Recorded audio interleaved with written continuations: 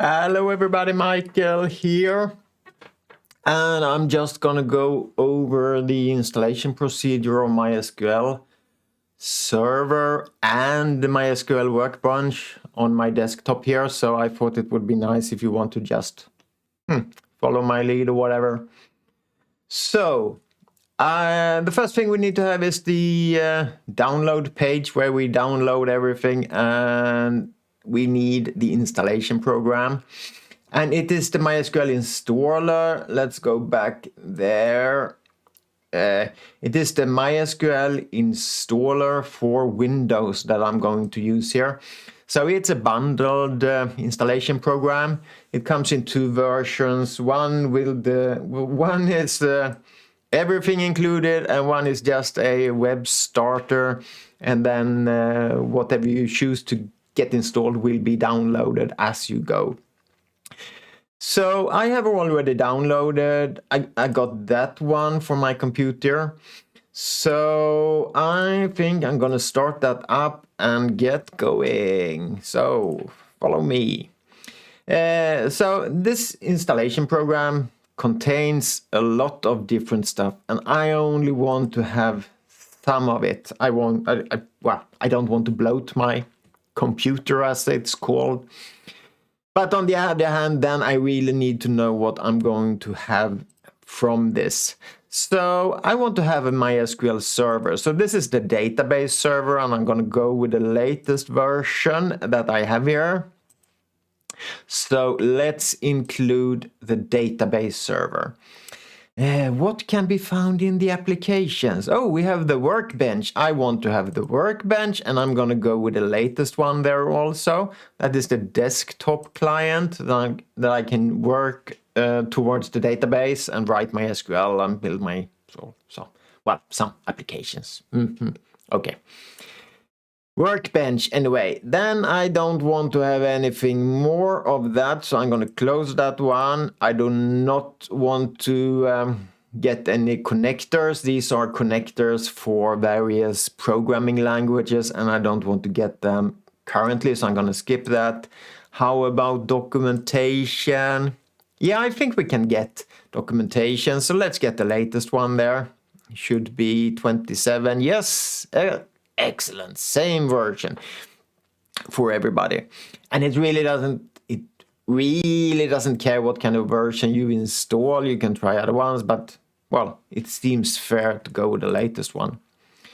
MySQL Workbench, right? And I get a warning, and you know what? That is because I did install this earlier to try it out, and then I removed it, so now I'm going to reinstall it again, and this path seems to exist.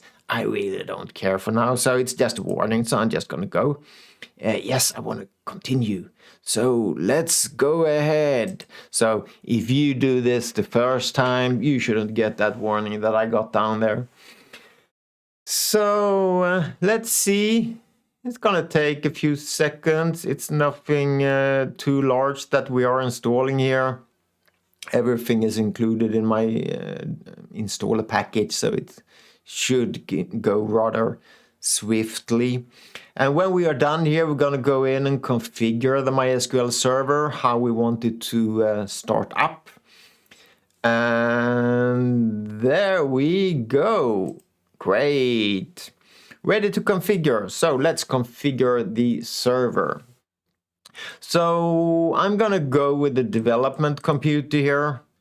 Obviously, when we're installing such a sort of really large system, we can decide on how we install, what type of installation, what we want to have, and what type of settings, and how much memory it's going to use, and all that stuff. But we're just gonna go with development computer.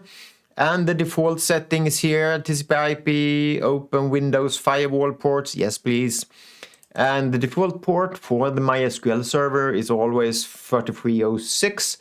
And this named pipe shared memory, that are other ways for the clients to talk to the server. But I'm gonna go with the existing one there. Show advanced logging options. No advanced features today. So we're gonna go with this, and I think I'm gonna stick with a strong password encryption there because I'm only going to use MySQL Workbench, only the latest version. I sometimes when I'm using other clients or sometimes when I'm coding from another programming language, I need to have sort of a legacy authentication method for older versions of clients to connect to MySQL. But I think I'm going to stick to this today, and for today at least, I will not have any issues. So I'm going to go here with PASS, PASS. It's really a weak, but I remember it. It really doesn't matter for me now because it's just a development computer on my own here.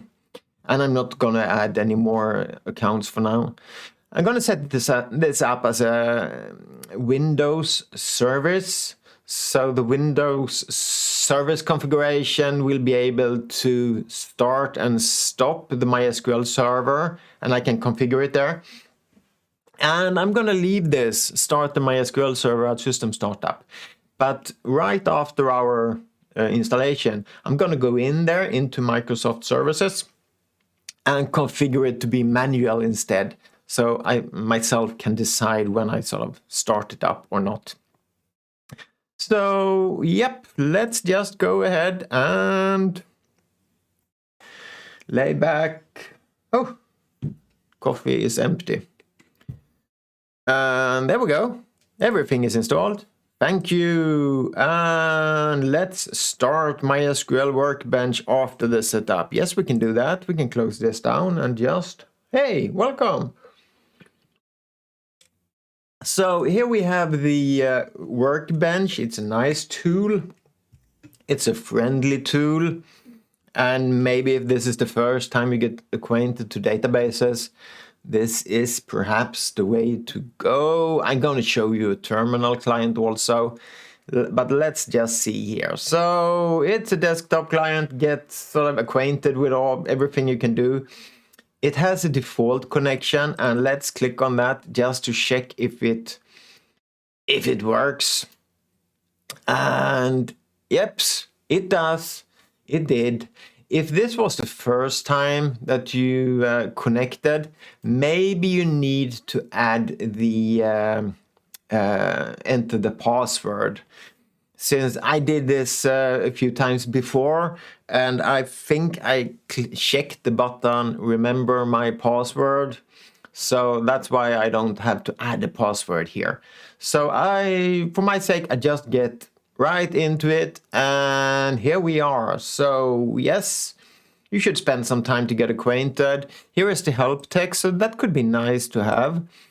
When you later start working, it's really easy to sort of reach for the different, and yes, it's SQL, delete, yes. So that is nice to have. If I don't want to have it later on, I can just click it away.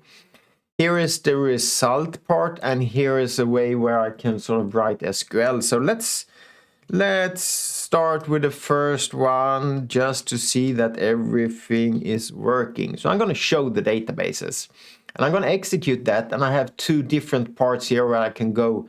I think we can see here, execute all or selection, execute all or selection to text, execute current statement. So here we see the shortcuts, and we're going to use them later on because that's going to make us really sort of swift and fast working here. But I'm going to click here. So execute the selected portion of the script. That will be the things I have done that, or the whole script. And here we just execute the current statement under the keyboard cursor. And so both gonna work now. I'm just gonna go like that for today. And here we go. So here we see the log down there saying everything worked out well. We got a red thing here when something turns out failed. And we get the result grid here saying that we have 4 databases currently. So yay, it's all up and working. I can close that so I get a larger view here. Excellent. Now we are ready to work. Everything is here. Oh, let's not forget the services. I told you, services app. So open that up. And I'm going to go in here now and I'm going to type MySQL, and here is the server. So I'm going to double click on it and get up. So this is started automatic. Here is also good. We can see where are all the stuff installed. Okay, nice. So start up automatic. I'm going to go with manual here because on my computer here, I'm going to have a lot of stuff. I might also install MariaDB, which is a replacement for MySQL. And I'm going to use both for my own sake. So I want to be in control if this service is up or down, and I can go into the services to stop and start it on my own. So good. Stop, pause, restart. It's up and running. And the final thing we could see is just MySQL we have here. So we see here the command line client, well, there. Let's go and start that up also. So we have two clients then. I'm going to go here with the password, PASS. Yes, excellent. So we have two clients here. So we have Workbench, which is the desktop client, and it does connect to the MySQL database server and through the port 3306. And then we have the client here. So that is also sort of kicking up well, it's a terminal client connecting to the database. And I can do the same thing here, show databases, and you will see that I will get exactly the same result here as I get there. I don't need to write capital letters. It's just, you usually do that when you work with SQL just to show it, make it more verbose. But it's fine to write in small caps also. So I think this is fine. We have installed MySQL. We have the desktop client, the terminal client. We are all ready to go to database work. So for now, thank you for watching, and I see you shortly again with another video. So bye bye.